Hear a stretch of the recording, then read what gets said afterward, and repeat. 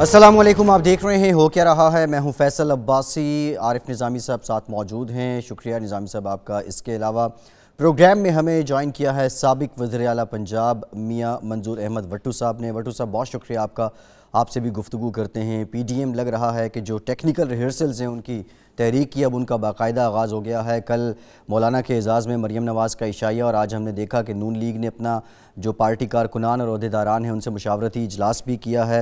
نظامی صاحب، ایک عوامی رابطہ مہم باقاعدہ طور پہ اپوزیشن کی جماعتوں کی اب شروع ہو گئی ہے، لیکن یہ تو دیکھنا ہے کہ جلسوں میں کیا ہوتا ہے اور جلسوں کے بعد کیا ہوتا ہے۔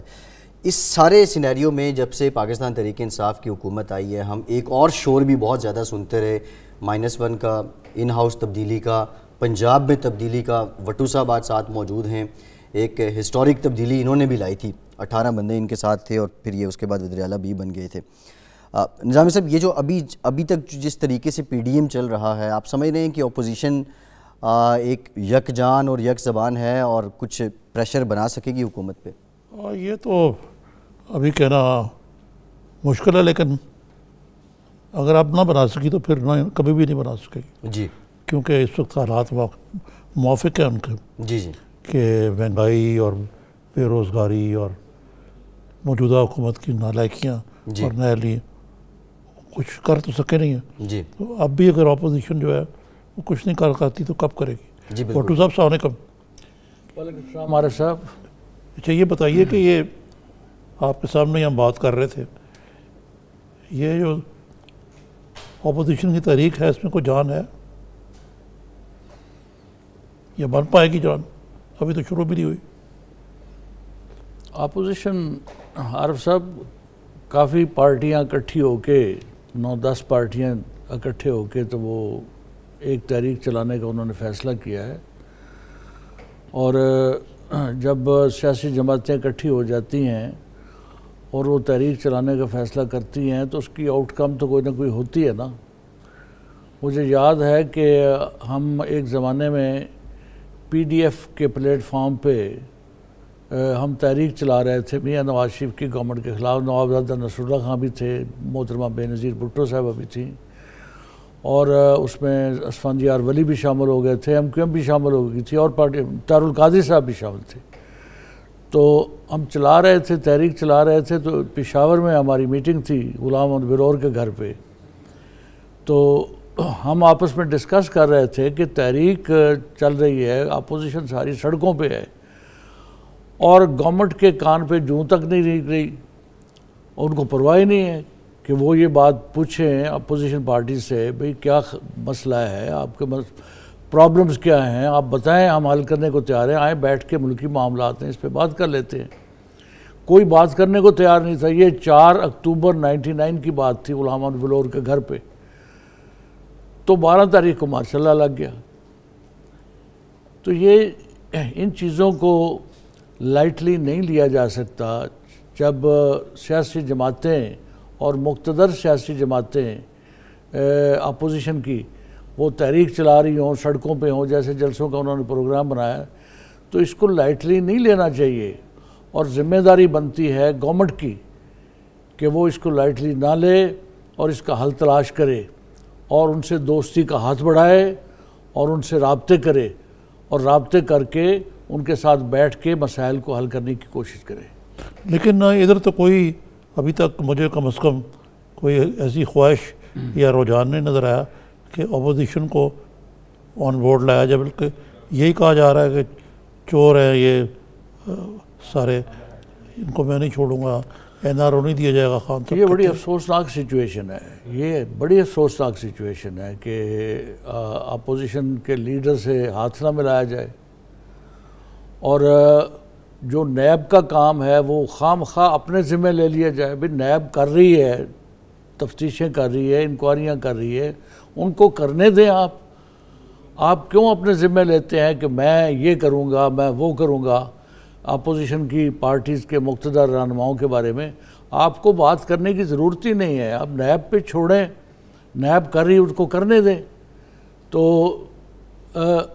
اس کے بڑے برے اثرات مرتب ہو رہے ہیں۔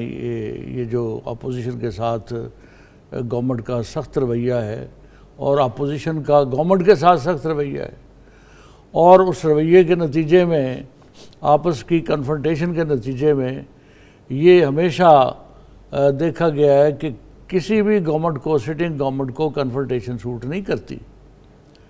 گورنمنٹ کو سوٹ کرتا ہے کہ کنفرنٹیشن کو ڈیفیوز کرے، اس کے لیے ہر وہ اقدام کرے جس سے کنفرنٹیشن ڈیفیوز ہوتی ہے. تو یہ اس وقت تک کنفرنٹیشن کو ڈیفیوز کرنے کی بات نہیں ہو رہی، بلکہ کوئی نہ کوئی بڑھ جاتی ہے بات. تو یہ ایسی باتیں جو ہو رہی ہیں یہ انتہائی افسوسناک باتیں ہیں. میں تو یہ ایک پاکستانی کی حیثیت سے میں یہ کہوں گا کہ گورنمنٹ کو اس میں انیشیٹو لینا چاہیے اور یہ ملکی معاملات جو ہیں ان کو سنبھالنا چاہیے. اور خاص طور پہ ان حالات میں کہ گورنمنٹ کہتی ہے کہ ہم اور اسٹیبلشمنٹ ایک پیج پہ ہیں، وہ کہتے ہیں ایک پیج پہ ہیں. تو یہ بڑی خوش قسمتی کی بات ان کی کہ ایک پیج پہ ہے اسٹیبلشمنٹ. پھر مسئلہ کیا؟ تو مسئلہ کیا ہے کہ ایک پیج پہ ہیں اور آپ کنفرنٹیشن کر رہے ہیں، کنفرنٹیشن کو بڑھاوا دے رہے ہیں اپوزیشن کے ساتھ. تو اپوزیشن جو ہے وہ آپ کے ساتھ اسٹیبلشمنٹ کو بھی شامل کیے کھڑی ہے. جو ٹینشن ہے اس کو ڈیفیوز کریں اور معاملات کو آگے بڑھانے کے لیے، ملکی معاملات کو آگے بڑھانے کے لیے اپوزیشن کے ساتھ ڈائیلاگ کریں اور ڈائیلاگ کر کے اس ٹینشن کو ڈیفیوز کریں. بھٹو صاحب نصف صدی ہو گئی آپ کو بھی پالیٹکس کرتے ہوئے، اور میں شاید اتنی دیر تو نہیں ہوئی مجھے لیکن یہ چیز پہلی دفعہ میں دیکھ رہا ہوں کہ حکومت جو ہے، سٹنگ گورنمنٹ جو ہے، وہ بجائے کہ کانفرنٹیشن کو ڈیفیوز کرے جلتی پہ تیل چھڑکتی جا رہی ہے. یہ تو اسٹریٹجی کبھی کامیاب نہیں ہو سکتی. یہ اس میں کوئی دو رائے ہے نہیں. بالکل میرا اتفاق ہے آپ کے ساتھ کہ یہ طریقہ کار جو ہے یہ کبھی کامیاب ہو نہیں سکتا. گورنمنٹ کو تو میں نے کہا ہے کہ کبھی بھی کنفرنٹیشن سوٹ نہیں کرتی. گورنمنٹ کو سوٹ کرتی ہے کہ کنفرنٹیشن ہو رہی ہے اس کو ڈیفیوز کرے، آگے بڑھ کے ڈیفیوز کرے، دوستی کا ہاتھ بڑھائے اور کہے کہ آؤ بیٹھ کے ہمارے ساتھ بات کرو اور جو مسائل ہیں ان کو ہم مل کے حل کر لیتے ہیں. لیکن عباسی صاحب جی، بھٹو صاحب کہے تو ٹھیک رہے ہیں ویسے، لیکن وہ یہ کہتے ہیں کہ میں خان صاحب کہ میں این آر او نہیں دے سکتا، میں چوروں کو نہیں چھوڑوں گا، جی میں کمپرومائز نہیں کروں گا. تو ان کا بھی ایک پوائنٹ آف ویو ہے کہ یار اس ملک کو کرپشن جو ہے وہ دیمک کی طرح چاٹ رہی ہے. منشور کا حصہ بھی تھا، ان کا ایجنڈا بھی تھا، اکاؤنٹیبلٹی کے نام پہ ووٹ ملا ان کو. تو بھٹو صاحب سے پوچھتے ہیں جی کیا رائے ہے آپ کی اس کے؟ تو میری رائے یہی ہے، میں اتفاق کرتا ہوں اس بات سے کہ کرپشن کو ختم ہونا چاہیے، اور کرپشن کو ختم کرنے کے لیے نیب کا ایک ادارہ ہے، نیب کو کام کرنے دیں. تو آپ کیوں اس میں شامل ہوتے ہیں؟ نیب کے جو اعمال ہیں، نیب کی جو ذمہ داریاں ہیں، اس میں آپ وہ ذمہ داریاں اپنی بنا لیتے ہیں آپ کہ میں ان کو نہیں چھوڑوں گا. آپ کو کیا ضرورت ہے کہنے کی کہ میں نہیں چھوڑوں گا؟ نیب ان کے کیسز کو ٹیک اپ کر رہی ہے، ان کو ٹیک اپ کرنے دیں آپ، اور آپ اس پہ شامل نہ ہوں. تو یہ بات ہو سکتی ہے، پھر آپ کی بات پہ لوگ یقین کریں گے کہ بھائی ہمارا اس سے کوئی تعلق نہیں ہے، یہ نیب کا کام ہے، وہ نیب ہی کر رہی ہے، ہمارا اس پہ کوئی لینا دینا نہیں ہے. اب آپ کہنا کیا چاہ رہے ہیں کہ نیب کے پیچھے حکومت ہے؟ نیب کے پیچھے خود وہ کہہ رہے ہیں کہ میں نہیں چھوڑوں گا ان کو. جی اچھا بھٹو صاحب، 2018 کا جو الیکشن ہوا، پی ٹی آئی نے اپنا کینڈیڈیٹ آپ کے مقابلے میں نہیں لائے تھے، یہ کوئی انڈرسٹینڈنگ تھی کیا؟ اور دوسرا، ظاہر آپ سینئر سیاستدان ہیں، 5-6 دہائیوں پہ محیط ہے آپ کی سیاست، سابق وزیر اعلیٰ پنجاب میں، وہ بھی ایک ہسٹری ہے، آپ وزیر اعلیٰ جیسے بنے، اسپیکر بھی رہے ہیں، اور مطلب گراس روٹ لیول سے یو سی چیئرمین شپ سے آپ نے سیاست سٹارٹ کی اور چیف ایگزیکٹو تک آپ گئے. آپ کی لائن کیا ہے؟ یہ بڑا ابہام ہے پنجاب کے عوام میں اور ایک مخصوص جو بیلٹ ہے جو آپ کے چاہنے والے ہیں. آپ کی لائن کیا ہے؟ آپ موجودہ حکومت کے ساتھ ہیں یا اپوزیشن سے آپ ایگری کرتے ہیں یا کوئی اور لائن ہے آپ کی؟ دیکھیں فیصل صاحب، میں نے آپ کو پہلے بھی ہماری ڈسکشن میں نے آپ سے بات کی ہے کہ میری لائن جو ہے وہ نیشنل انٹرسٹ کی لائن ہے. جو قومی مفاد میں ہوگا وہ میں کروں گا. میں انڈیپینڈنٹ سٹانس ہے، میرا انڈیپینڈنٹ پوزیشن ہے، میری الیکشن بھی انڈیپینڈنٹ لڑا ہے. تو انڈیپینڈنٹ حیثیت ہی رکھ کے میں جہاں بھی کو میرا رول ہو سکتا ہے ملک کی بہتری کا، قوم کی بہتری کا، پولیٹیکل سسٹم کی بہتری کا، میں وہ کرنے کے لیے تیار ہوں. پچھلے دنوں میں نے جو سابق چیف منسٹرز رہے ہیں ان کا ایک فورم ہم نے بنایا تھا جی، اور اس فورم پہ ہم کام کرنے کی کوشش کر رہے ہیں، اور وہ اس لیے بنایا تھا کہ سابق چیف منسٹر صاحبان جو ہیں وہ نمائندہ حیثیت کے حامل ہیں، اپنے اپنے صوبوں میں وہ بڑی حیثیت میں رہے ہیں، تو اگر ہم اکٹھے ہو جائیں 20-22 لوگ تو ہم اکٹھے بیٹھ کے جو اس وقت صورتحال ہے آج کل ہمارے ملک کے اندر کنفرنٹیشن کی، تو اس میں اگر فارمر چیف منسٹر صاحبان اکٹھے ہو جائیں اور اکٹھے ہو کے وہ بات کریں تو ان کی بات میں ایک وزن ہوگا کہ ملک میں سیاست کو کیسے بچانا ہے، جمہوری روایات کو کیسے بچانا ہے، رواداری کو سیاست میں کیسے قائم کرنا ہے۔ مثلا میں آپ کو ایک مثال دیتا ہوں کہ میں جب چیف منسٹر بنا تو ہمارے ہاں میاں یاسین بھٹو صاحب اس وقت ایم این اے تھے، میاں محمد زمان اکاڑے سے اس وقت ایم این اے تھے، آپ کو تو پتہ ہے، اور سید افضال علی شاہ ایم پی اے تھے۔ تو یہ صاحبان جو تھے، یہ میں نے محسوس کیا کہ یہ میاں نواز شریف کے ساتھ گئے، میرے ساتھ نہیں آئے۔ جی، کچھ لوگ آئے میرے ساتھ، لیکن یہ جن کے میں نام لے رہا ہوں یہ میاں نواز شریف صاحب کے ساتھ گئے۔ تو میں نے کہا کہ یہ تو خوف زدہ ہو گئے ہیں کہ میں چیف منسٹر ہو گیا ہوں اسی ضلع سے، تو پتہ نہیں میں کیا سلوک کروں گا۔ تو میں نے ڈپٹی کمشنر کو اور ایس پی کو بلایا اور میں نے ان کو کہا کہ ان کو سب کو چائے پہ بلاؤ اور ان کو کہو کہ ہمیں انسٹرکشن ہے اس بات کی، چیف منسٹر کی، کہ ہم نے آپ کی عزت بھی کرنی ہے اور آپ کے جائز کام بھی کرنے ہیں۔ جی، تو انہوں نے ان کو بلا کے ان کو چائے پلائی، چائے بلا کے میری طرف سے کہا کہ ان کی ڈائریکشن پہ ہم یہ کر رہے ہیں کہ آپ کی عزت بھی کریں گے، آپ کے کام بھی کریں گے۔ جی، تو میرا مقصد یہ ہے کہ رواداری جو ہے سیاست میں، رواداری یہ بڑی پے کرتی ہے انسان کو، اور اوورآل سسٹم کو پے کرتی ہے، جمہوری نظام کو پے کرتی ہے۔ تو یہ ہونی چاہیے۔ کب سمجھ آئے گی ہمارے لوگوں کو اس بات کی کہ یہ سیاسی رواداری جو ہے یہ بڑی ضروری ہے معاملات کو بہتر انداز میں چلانے کی۔ جی ٹھیک ہے نظامی صاحب، ایک بریک لیتے ہیں، بریک کے بعد پس آئیں گے تو وٹو صاحب سے یہ بھی جاننے کی کوشش کریں گے کہ بطور سابق وزیر اعلیٰ، موجودہ وزیر اعلیٰ پنجاب کی کارکردگی کو یہ کیسے بھانپتے ہیں۔ ہمارے ساتھ رہیے۔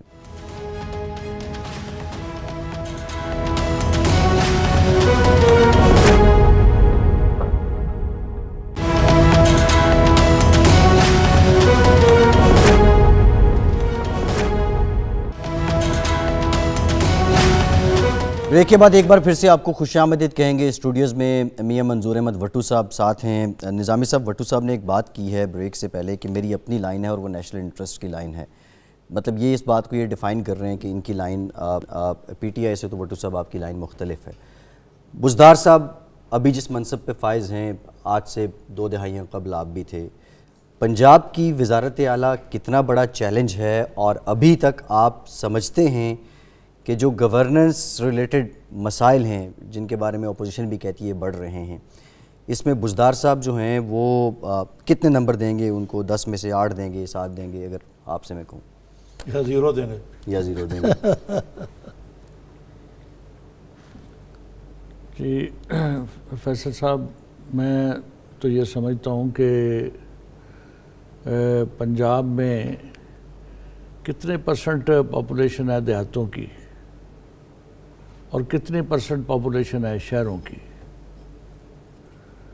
تو اس لحاظ سے اگر آپ اس بات کو دیکھیں تو میں سمجھتا ہوں کہ دیہات اگنور اس لیے ہو جاتے ہیں کہ میاں صاحبان یہاں چیف منسٹر رہے، میاں نواز شریف صاحب 2 دفعہ چیف منسٹر رہے، 3 دفعہ وہ پرائم منسٹر رہے، پھر میاں شہباز صاحب 2 دفعہ چیف منسٹر رہے، تو بڑا لمبا عرصہ ہے ان کے اقتدار کا۔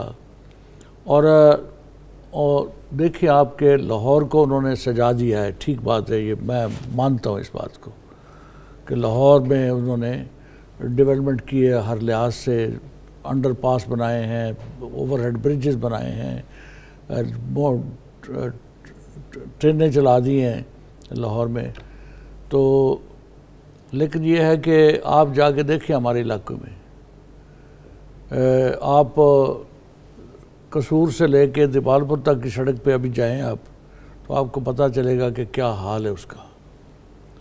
ہمارے علاقے میں اکاڑا سے لے کے سلیمان کی تک وہ ایک انٹر ڈسٹرکٹ روڈ ہے، اس کو جا کے دیکھیں اس کا کیا حال ہے، جپال پور سے گزرتی ہے، حویلی لکھا سے ہمارے گھروں سے گزرتی ہے، اتنے گڑھے ہیں کہ موٹر سائیکل نہیں چل سکتی، اور اسی طریقے سے سڑکوں کی بدترین صورتحال ہے، اور دیہاتی علاقے جو ہیں وہ ہر قسم کی ڈیولپمنٹ سے محروم ہے، ہر قسم کی ڈیولپمنٹ سے محروم ہیں، ان کی طرف توجہ ہی نہیں گئی۔ تو میں سمجھتا ہوں کہ دیہات سے اگر کوئی چیف منسٹر آئے گا تو اس کو پتہ ہوگا کہ دیہات میں کیا کرنا ہے۔ مثلا میں چیف منسٹر آیا جی تو میرے پاس 18 ممبر تھے، میری تو ایک ایسی پوزیشن تھی کہ 108 ممبر پاکستان پیپلز پارٹی کے تھے، محترمہ نے مجھے نامینیٹ کیا چیف منسٹر کے لیے، میرے 18 ممبر سے 98 ممبرز مسلم لیگ نواز کے تھے اور 18 ممبر انڈیپینڈنٹ تھے، وہ 18 بھی میرے ساتھ شامل ہو گئے، میرے ساتھ 36 ہو گئے، لیکن اوریجنلی میرے ساتھ 18 ممبر تھے، 18 ممبروں کے ساتھ میں چیف منسٹر بنا۔ لیکن میں نے پنجاب کے 30,000 دیہات ہیں، 30,000 دیہات میں جو غریب لوگ ہیں وہ اپنی کٹیا کے مالک بھی نہیں تھے، جی زمیندار کا جب جی چاہتا تھا وہ غریب کو اپنی کٹیا سے بھی اٹھا دیتا تھا کہ چھٹی کرو تو شاملات دے کے قانون، شاملات دے کے قانون کی ریڈ لائن کے اندر جو ہے جی وہ زمیندار اپنے گھر کا بھی مالک تھا، اپنی زمین کا بھی مالک تھا، اور ان غریبوں کے گھروں کا بھی مالک تھا۔ تو میں دیہات کا رہنے والا ہوں، مجھے ذاتی طور پہ علم ہے اس بات کا، ان کی محرومیوں کا علم ہے، ان کے دکھوں کا علم ہے، تو میں نے اس پہ قانون سازی کی، پنجاب اسمبلی میں قانون سازی کر کے ان کو مالکانہ حقوق دینے کا فیصلہ کیا۔ پھر روڑا اٹکایا گیا کہ یہ آپ کیا کر رہے ہیں، ان کا حدود اربہ تو ہے نہیں، ڈیمارکیشن تو ان کی ہے نہیں، کیسے آپ انتقال کیسے کریں گے؟ میں نے کہا جس کا یہ برین چائلڈ ہے اس کو پتہ ہے کہ یہ کیسے ہونا ہے۔ تو میں نے چیف سیکرٹری صاحب کو بلایا اور کمشنر صاحبان اور ڈی سی صاحبان کو بلایا، اور بلا کے میں نے ان کو کہا کہ مجھے 1 مہینے کے اندر پنجاب کے تمام دیہات میں ہر گھر کی ڈیمارکیشن چاہیے 1 مہینے کے اندر۔ اور عارف صاحب وہ ڈیمارکیشن ہوئی اور ہم نے ان کے انتقال درج کیے، ان کو مالک بنایا، اور مالک بنا کے ان کو حقوق ملکیت جو تھے وہ ان کو تقسیم کیے۔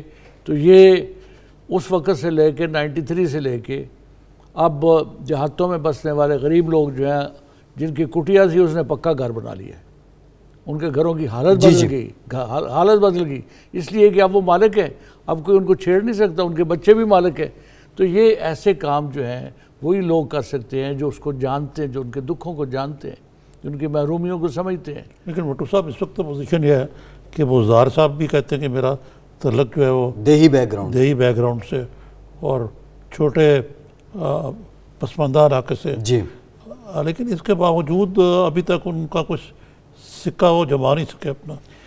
دیکھیں میں آپ کو بتاؤں کہ میں چیف منسٹر تھا 18 ممبروں کے ساتھ، یہ بھی ہم تو سننا چاہیں گے کہ یہ کیسے آپ نے معجزہ مارا۔ 18 ممبروں کے ساتھ چیف منسٹر تھا، اور کمشنر اپوائنٹ میں کرتا تھا، ڈپٹی کمشنرز اپوائنٹ میں کرتا تھا، ڈی آئی جیز اور ایس پیز اپوائنٹ میں کرتا تھا، پروونشل سیکریٹریز اپوائنٹ میں کرتا تھا۔ تو اس میں کہیں کوئی بڑی پرائم منسٹر محترمہ بے نظیر بھٹو صاحبہ کو خاص کوئی ضرورت ہوتی تھی تو مجھے ذاتی طور پہ کہہ دیتی تھی کہ یہاں کسی کو لگانا ہے، تو میں لگا دیتا تھا، ان کی تعمیل کرتا تھا، لیکن فیصلے میں کرتا تھا۔ یہ نہیں ہے کہ اسلام آباد سے فیصلے ہوتے تھے، میں فیصلے کرتا تھا، اور ایڈمنسٹریشن کو پتہ تھا کہ فیصلے کرنے والا جو ہے وہ چیف منسٹر منظور احمد بٹو ہے۔ تو یہاں صورتحال تھوڑی مختلف ہے۔ یہاں کیا ہے صورتحال؟ یہاں صورتحال کا آپ کو بھی علم ہے، مجھے بھی علم ہے۔ تو یہ نہیں کچھ بتایا نا ہمارے ناظرین کے لیے۔ تو اگر میں آپ کو یقین دلاتا ہوں کہ اگر بزدار صاحب کے مکمل ان کو با اختیار بنایا جائے، اگر ان کو با اختیار بنایا جائے، اگر معاملات ان کے اپنی ذات کے، اپنی سوچ کے ساتھ چلائیں، تو وہ ایک اچھے باپ کا بیٹا ہے۔ اس کا ان کے والد صاحب میرے ساتھ رہے ہیں MP 2-3 دفعہ، تو وہ اپنی مرضی سے اگر کام کرے گا تو بہتر پرفارم کر لے گا۔ 2.5 سال تو گزر رہے ہیں، تو یہ اگلے الیکشن میں پنجاب کا کیا مستقبل ہوگا؟ تو پنجاب پٹ جائے گا۔ پنجاب پٹ جائے گا یا PTI پٹ جائے گی؟ پنجاب میں اس انداز سے معاملات چلیں گے، کہ چیف منسٹر صاحب کو کام کرنے کا، فیصلے کرنے کا اختیار نہیں ہوگا تو جماعت کا نقصان ہوگا، پی ٹی آئی کا نقصان ہوگا۔ لیکن بھٹو صاحب اس وقت تو یہ صورت آ رہا ہے کہ بزدار صاحب جو ہیں وہ اسی پہ شکر بجا لاتے ہیں کہ وہ پنجاب کے سب سے بڑے صوبے کے پاکستان کے سب سے بڑے صوبے کے، ہاں جی، پاکستان کے سب سے بڑے صوبے کے چیف منسٹر ہیں، تو یہ ایک بہت بڑا اعزاز ہے عارف صاحب، اس پہ کوئی شک نہیں ہے کہ پنجاب جو ہے یہ کئی ملکوں سے بڑا صوبہ ہے، جی، اس لیے یہ بہت بڑا اعزاز ہے بزدار صاحب کے لیے کہ وہ پنجاب کے چیف منسٹر ہیں۔ تو ہم توقع کرتے ہیں کہ پی ٹی آئی کی گورنمنٹ، فیڈرل گورنمنٹ ان کو با اختیار بنائے گی اور ان کو کام کرنے دے گی، اور اگر ان کو کام کرنے دے گی تو میرا خیال ہے کہ وہ دیہاتی بیک گراؤنڈ کے آدمی ہیں، وہ بہتر پرفارم کر جائیں گے۔ لیکن وہ بااختیار ہونا بھی چاہتے ہیں، وہ اسی میں خوش ہیں جو ان کی لاٹری نکلی ہوئی ہے۔ انہوں نے اسی بات پہ خوش ہونا ہے جو سائیں جس پہ خوش ہوگا۔ سائیں کون ہے؟ اچھا نظامی صاحب، سائیں سے مجھے ایک بڑی انٹرسٹنگ بات یاد آ گئی۔ بھٹو صاحب 18 ایم پی ایز کے ساتھ آپ چیف منسٹر بن جاتے ہیں، ایک تو یہ بتائیں یہ پیورلی سویلین موو تھی یا آپ کو اداروں کی سپورٹ بھی تھی؟ قطن نہیں، اور دوسرا قطن نہیں، اس وقت آپ کا سائیں کون تھا؟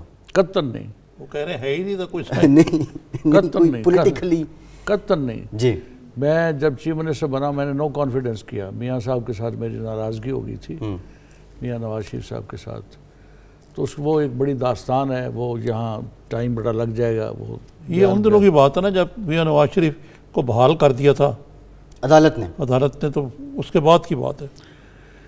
میاں نواز شریف صاحب کو عدالت نے بحال کر دیا تھا، تو اس کے بعد میاں نواز شریف اور غلام اسحاق خان دونوں کے استعفے لے لیے تھے آرمی چیف نے، ان کو ریکویسٹ کر کے کہ جھگڑا آپ کا بڑھ رہا ہے، ملک کے انٹرسٹ کے خلاف ہے، اس لیے آپ دونوں ریزائن کریں۔ تو دونوں صاحبان سے استعفے لے لیے تھے اور نئے الیکشن کروائے تھے، جنرل الیکشن۔ اس کے نتیجے میں محترمہ بے نظیر بھٹو صاحبہ پرائم منسٹر بن گئی تھی اور میں چیف منسٹر بن گیا تھا، اور میرے چیف منسٹر بننے میں پاکستان پیپلز پارٹی کا مین رول تھا اور محترمہ کا مین رول تھا۔ سویلین موو تھی بھٹو صاحب یہ کہنا چاہ رہے ہیں؟ پیورلی سویلین موو، جی، پیورلی۔ آج امکانات ہیں پنجاب میں ایسی کسی موو کے؟ دیکھیں جب میں نے نو کانفیڈنس کیا غلام احمد دروانی صاحب کے خلاف، اللہ تعالیٰ اسے جنت دے، فوت ہو گئے، تو اس وقت بھی کوئی موو ایسی نہیں تھی، میں نے اپنے طور پہ کیا۔ لیکن یہ بات درست ہے کہ اس وقت کا پریزیڈنٹ جو تھا پارٹی کا، پاکستان مسلم لیگ کا، میں پاکستان مسلم لیگ کا نمائندہ تھا اس وقت، وہ محمد خان جنیجو تھے جو بیمار تھے اور امریکہ میں تھے، اور وہ میری موو کو سپورٹ کرتے تھے۔ جی، لیکن وہ سپورٹ کر نہیں سکتے تھے پنجاب میں، کیا کر سکتے تھے، لیکن ان کی ذاتی ہمدردیاں میرے ساتھ، نئے خواہشات میرے ساتھ تھی، اور غلام اسحاق خان صاحب صدر تھے ملک کے، ان کی بھی آشیرواد مجھے حاصل تھی، ان کی سپورٹ مجھے حاصل تھی، لیکن اسٹیبلشمنٹ کا ساتھ تھی ان کے۔ وہ یہی تو میں ان سے جاننا چاہ رہا ہوں، لیکن وہ کہہ رہے ہیں کہ پیورلی سویلین موو تھی۔ بالکل پیورلی سویلین موو تھی، لیکن پریزیڈنٹ ان کے ساتھ تھے، جنیجو صاحب پارٹی کے کرتا آرمی چیف ساتھ تھے۔ جی نہیں، یہ بالکل نہیں۔ ٹھیک ہے بھٹو صاحب، بہت شکریہ۔ میاں منظور احمد بھٹو صاحب ہمارے ساتھ موجود تھے، سابق پنجاب۔ ایک بریک لیتے ہیں اور بریک کے بعد دیگر معاملات پہ بات کرتے ہیں ہمارے ساتھ۔ بہت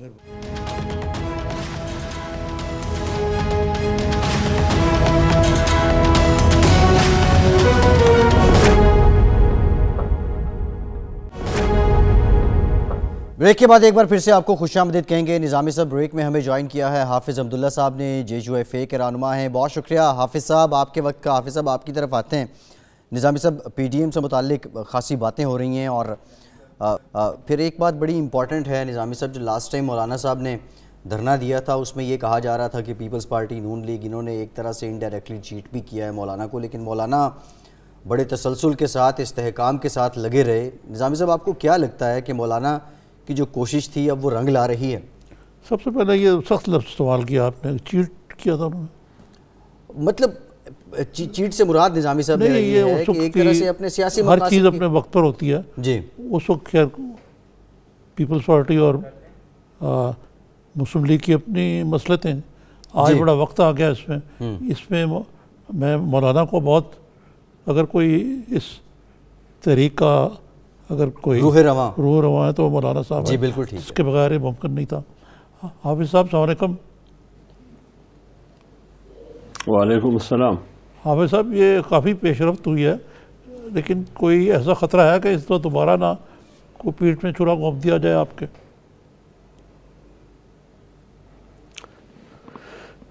بسم اللہ الرحمن الرحیم۔ نظامی صاحب بہت شکریہ آپ کا اور آپ کے رفیق کار کا۔ دیکھیں بات یہ ہے کہ ماضی میں جو کچھ ہوا، ملین مارچ جمعیت علماء اسلام نے کیے 10-15 اور پھر آزادی مارچ آپ کے سامنے ہے، لیکن ہم اس کو بھول جاتے ہیں کہ اس وقت کیا ہوا کیا نہیں ہوا، بالخصوص PMLN اور پاکستان پیپلز پارٹی نے کیا کردار ادا کیا۔ میرے خیال میں اس کا اعادہ ضروری نہیں ہے۔ اب ہم نے آگے دیکھنا ہے۔ ہمارے سامنے ملک ہے، ہمارے سامنے 21 کروڑ عوام ہے، اور 21 کروڑ عوام کی حالت آپ دیکھیے۔ 21 کروڑ عوام کی حالت کا انحصار ملک کی معیشت پر ہے۔ آپ کی دفاعی قوت کا انحصار، دفاعی استحکام انحصار ملک کی معیشت پر ہے۔ آپ کی خارجہ پالیسی آپ کی ملک کا ایک اہم یونٹ ہوا کرتا ہے۔ اس لیے جب ان تمام چیزوں کو سامنے دیکھ کر جو آج متحدہ اپوزیشن اس ایک نقطے پر، اگرچہ اعلامیے کے 26 نکات ہے، لیکن سب کا خلاصہ یہ ہے کہ اس ملک میں حقیقی جمہوری 21 کروڑ کا نمائندہ حکومت ہو، پارلیمنٹ کی سپرمیسی ہو، اور ادارے اگر استعمال ہوں تو وہ ریاست کے لیے استعمال ہوں، 21 کروڑ عوام کی فلاح اور بہبود کے لیے استعمال ہو، اور اسی طرح آئین کی بالادستی ہو، قانون کی حکمرانی ہو، انصاف برابری کی بنیاد پر ہو، احتساب کے نام پر انتقام نہ ہو۔ یہ اس وقت ہوگا جب آئین کی حکمرانی ہوگی اور قانون کی بالادستی ہوگی، اور آئین کی حکمرانی اور قانون کی بالادستی اس وقت ہوگی جب ملک میں حقیقی جمہوریت ہوگی، 21 کروڑ عوام کا منتخب پارلیمنٹ ہوگا۔ آج یہ ملک، اس ملک میں برائے نام حکومت ہے، برائے نام جمہوریت ہے، جمہوریت کے نام پر اس ملک میں خاموش مارشل لا ہے۔ میں اس لیے یہ کہتا ہوں، مجھے بتائیے کیا صحافت آزاد ہے؟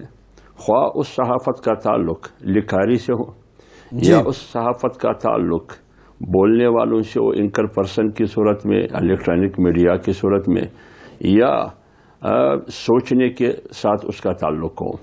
آپ کی سوچ، اگر آپ آزادانہ رائے قائم کرنا چاہتے ہیں، حکومت پر تنقید کرنا چاہتے ہیں، تو آپ کو بین کیا جاتا ہے، آپ کی زبان کو تالا لگانے کی کوشش کی جاتی ہے۔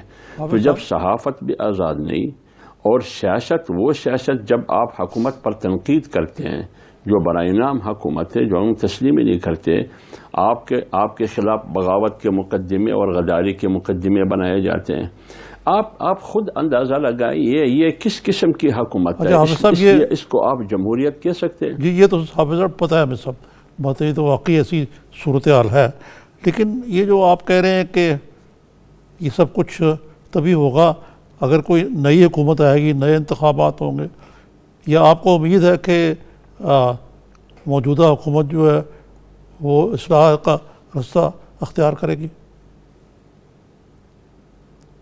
دیکھیے عارف نظامی صاحب، تاریخ میں ایسی مثالیں ہیں، اس حکومت سے بڑھ کر ایک بہت مضبوط حکومت تاریخ میں گزری ہے۔ آپ کو یاد ہوگا جنرل ایوب کے زمانے میں بھی PDM بنا، اور جنرل ایوب موجودہ حکومت سے مضبوط بھی تھا، وہ عقل کل بھی تھا اور مختار کل بھی تھا اس ملک کی چار دیواری کے اندر۔ تو جب وہ عقل کل بھی تھا، مختار کل بھی تھا، اور طاقت بھی ان کے ہاتھ میں، قانون بھی ان کے ہاتھ میں، جی اس وقت جب اس کے خلاف اپوزیشن اکٹھی ہو گئی، 3 مہینے 4 مہینے کے اندر جنرل ایوب مستعفی ہونے پہ مجبور ہو گئے۔ اس لیے ہم کہتے ہیں کہ اس ملک کا کوئی حل ہے نہیں، اس ملک میں مسائل کا۔ فری اینڈ فیئر الیکشن، غیر جانبدارانہ الیکشن، تاریخ میں مثالیں موجود ہے اس کا، لہذا متحدہ اپوزیشن کے لیے کوئی اور راستہ ہے نہیں، ان دو میں سے ایک کو اپنانا ہوگا۔ جی کیا عمران خان کو سپورٹ کرتے ہوئے ملک کو دیوالیہ پن کی طرف دھکیلنا ہے، ملک کی خارجہ پالیسی کو اس طریقے سے چلانا جیسے چابی ہے یہاں ہم نے ڈبونا ہے، مقبوضہ کشمیر کہاں ہے؟ اس لیے فری اینڈ فیئر الیکشن اس کا واحد حل ہے، اس کے علاوہ کوئی اور راستہ نہیں ہے۔ ٹھیک ہے حافظ صاحب، میں آپ سے جاننا یہ چاہ رہا ہوں، آپ فری اینڈ فیئر الیکشن کی بات کر رہے ہیں، آپ حکومت گرانے کی بات کر رہے ہیں، جو بھی الیکشن ہوگا جو اب تک طریقہ کار یا جو الیکشن کمیشن کے قواعد و ضوابط ہیں ان کے تحت ہوگا، کیا ہے ابھی تک اپوزیشن نے الیکشن ریفارمز کے لیے؟ اگر اسی نظام کے تحت دوبارہ الیکشن ہوگا تو پھر جو ابھی آپ کا الزام ہے دھاندلی کا، کل بھی یہ ہو سکتا ہے؟ دیکھیں میرے بھائی، اصل مسئلہ نظام میں خرابی بالکل ہے، اس میں کوئی شک نہیں ہے، اور بار بار کوشش بھی کی گئی ہے کہ اس سسٹم میں جو بالخصوص جو انتخابات کی پروسیس ہے، جو سسٹم ہے، اس میں جتنی بھی اصلاحات آپ کرتے ہیں وہ ضروری ہے انتہائی، لیکن بدقسمتی سے جتنا بھی اصلاحات کریں گے کہیں نہ کہیں سے ایک سوراخ ایسا رہ جاتا ہے یا اس دیوار میں نقب لگایا جاتا ہے جس کی طرف سیاستدانوں کی توجہ ہی نہیں ہے۔ آئین سے بڑھ کر آپ کے پاس کوئی متفقہ دستور دستاویز ہے کیا؟ آج میں ایک بات کرتا ہوں، آج 8 اکتوبر ہے، اس 8 اکتوبر کو اسکندر مرزا نے وزیر اعظم اس زمانے کے سن 1958 میں، اسی دن 8 اکتوبر کو سن 1958 اسکندر مرزا نے فیروز خان کو کیا لکھا جو وزیر اعظم تھے، آئین کے بارے میں کیا کہا، کتنی توہین امیز الفاظ انہوں نے کی، اور اس خط اور اس تحریر میں کیا کیا انہوں نے لکھے۔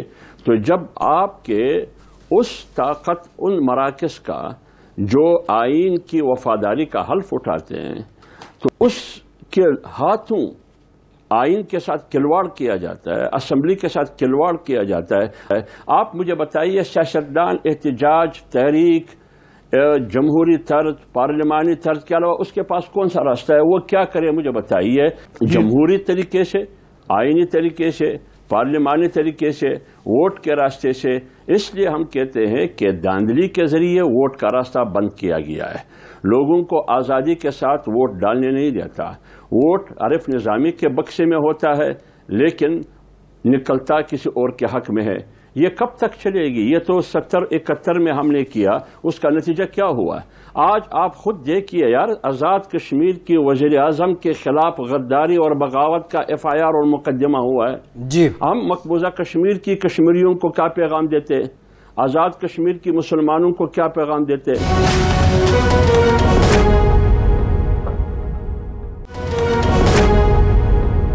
حافظ صاحب یہ بتائیے کہ آپ نے دوبارہ اعتماد کیا ہے آپ کی لیڈرشپ میں بھی پیپلز پارٹی اور PMLN پہ، تو پہلے تقریباً سال پہلے جو آپ نے کوشش کی تھی اور آج کی جو کوشش ہے، اس دوران کیا نئی چیزیں ہوئی ہیں جس کی بنا پر آپ کو امید ہے کہ جو اعتماد کا فقدان پہلے تھا وہ خلیج اب دور ہو گئی ہے؟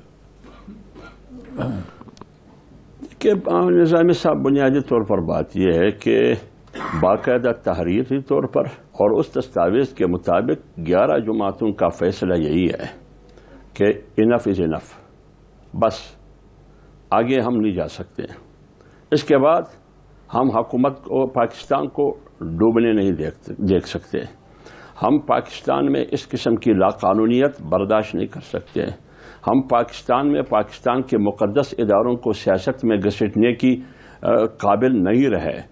اب آپ خود دیکھیے نا کہ سیاست میں کن کن اداروں کو گھسیٹا جا رہا ہے۔ اس لیے اگر ان تمام صورتحال کو یہ تمام سیاسی پارٹیاں دیکھ کر وہ معاشی حالت، غربت، مہنگائی، بے روزگاری پلس اس کے ساتھ اس کو دیکھ کر کیا پیپلز پارٹی مسلم لیگ نون کے لیے کوئی اور راستہ ہے اس کے علاوہ جو متحدہ اپوزیشن نے جو اعلامیہ طے کیا ہے، جو معاہدہ طے کیا ہے؟ اگر جو بھی پارٹی اس سے روگردانی کرے گی وہ پارٹی ایکسپوز ہوگی۔ یہ اس کا نقصان. نظامی صاحب، ایک حافظ صاحب نے ابھی بات کی کہ یہ ریٹن ہوا ہے 11 جماعتوں کے درمیان.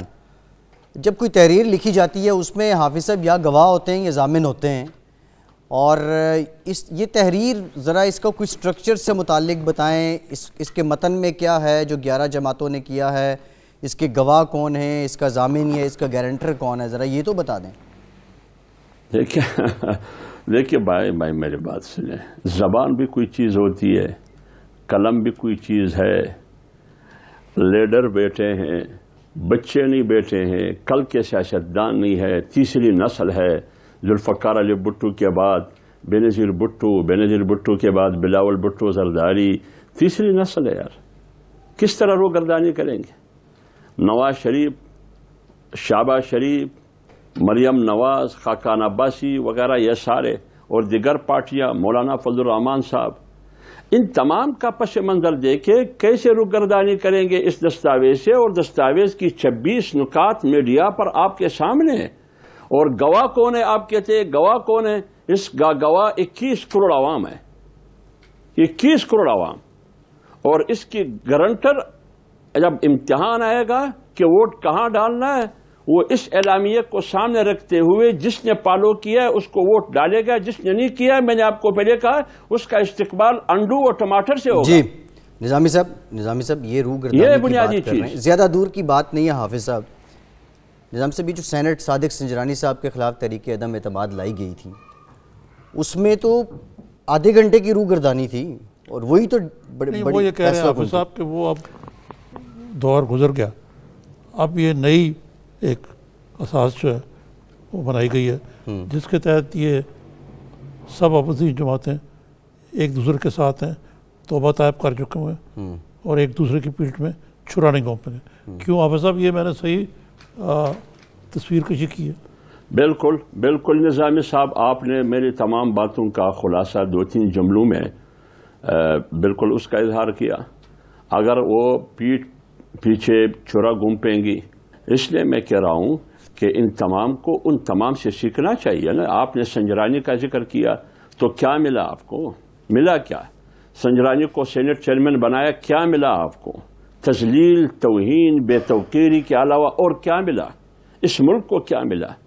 اگر واقعی ہم قومی سیاست کرتے ہیں، 21 کروڑ عوام کے لیے کرتے ہیں، ملک کی سالمیت اور بقا مد نظر ہے، اور اس ملک کی عزت اور احترام ہمارے مد نظر ہے، آئین اور قانون کی بالادستی اور حکمرانی مد نظر ہے.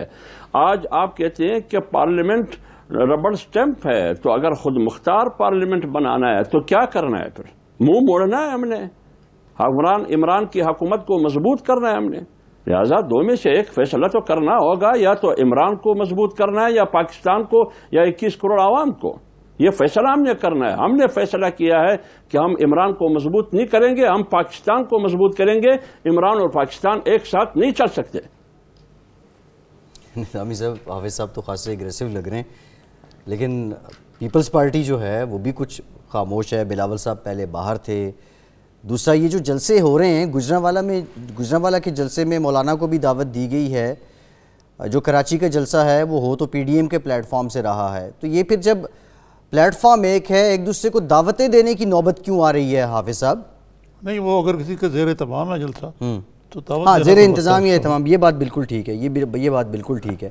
لیکن جو سوال اٹھتا ہے، سٹیکس ہیں جماعتوں کے، پیپلز پارٹی کی سندھ میں حکومت ہے، اور اس وجہ سے یہ حافظ صاحب شک کا اظہار کیا جاتا ہے پیپلز پارٹی پہ کہ شاید وہ کھل کے پی ڈی ایم میں اس طرح نہ آ سکے آپ کے ساتھ. یہ آپ نہیں، بات یہ ہے، میں نے آپ کو پہلے بھی کہا، وہ جی سر، آپ نے وہی سوال دہرایا. اور پیپلز پارٹی کی قیادت خود سوچ لے کہ اس بارے میں صرف سندھ کی جو زمین خطہ ہے وہ ان کے پاس ہے. اگر وہ چاہتے ہیں کہ میں ایک بار پھر قومی پارٹی بنوں، جیسے بینظیر کے زمانے میں یا ذوالفقار علی بھٹو صاحب کے زمانے میں، تو اس قسم کی روش جس خدشے کا اظہار آپ کر رہے ہو، میرے خیال میں یہ ان کی سیاست اور ان کی بحثیت ایک قومی پارٹی ان کے لیے نقصان دہ ہے. جہاں تک آپ نے بات کی جلسوں کا کہ یہ کس قسم کے، دیکھیں بات یہ ہے وہ جو کوئٹہ میں جلسہ رکھا ہوا تھا، مولانا صاحب جمعیت علماء اسلام نے پشاور میں ایک جلسہ کیا 7 ستمبر کو، اسی وقت یہ اعلان ہوا کہ 25 اکتوبر کو کوئٹہ میں جلسہ ہوگا جمعیت علماء اسلام کے زیر اہتمام، اس وقت تو 20 ستمبر آیا ہی نہیں تھا اور پی ڈی ایم بنا ہی نہیں تھا، اس وقت ہم نے اعلان کیا.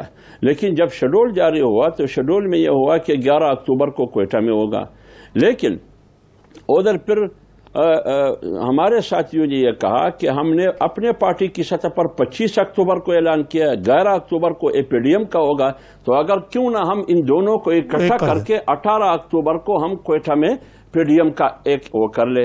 فیصلہ اسی پر ہوا. محمود خان صاحب، مولانا فضل الرحمان صاحب یہ بیٹھ کے اور دیگر دوستوں سے مشورہ کر کے یہ فیصلہ ہوا. لیکن اتفاق سے آپ کو معلوم ہے کہ 18 اکتوبر کو جب یہ جلسہ ہوا تو پیپلز پارٹی والوں نے کہا کہ اس میں تو ہم شرکت نہیں کر سکتے کیونکہ کراچی میں 18 اکتوبر جو سانحہ کارساز ہے وہ ہم مناتے ہیں. تو اس وجہ سے ہم نے پھر وہ جو کارساز والا جلسہ ہے وہ پی ڈی ایم میں ڈکلیئر کیا. آپ یہ سمجھے کہ وہ پی ڈی ایم کا جلسہ ہے. میں کہہ رہا تھا حافظ صاحب کہ گجرانوالہ والا شو آپ کو کیا توقع ہے کہ کیسا رہے گا؟ دیکھیں گجرانوالہ شو ایک عظیم اجتماع ہوگا انشاءاللہ العزیز، اور اس میں جمعیت علماء اسلام کی قیادت نے مولانا صاحب نے گزشتہ کل لاہور میں جی بالکل جمعیت علماء اسلام پنجاب کی جنرل کونسل کا اجلاس ہے جو پارٹی کا ایک مضبوط اور وسیع اور اہم حافظ صاحب پروگرام کا وقت ختم ہو گیا ہے. تمام اضلاع کے لوگ آتے ہیں. اس میں انہوں نے کہا کہ آپ لوگوں نے بھرپور شرکت کرنی ہے اور اس میں محنت کرنی ہے. حافظ صاحب بہت شکریہ. حافظ عبداللہ صاحب آپ موجود تھے، بہت شکریہ آپ کا. آج کے پروگرام سے اجازت دیجیے.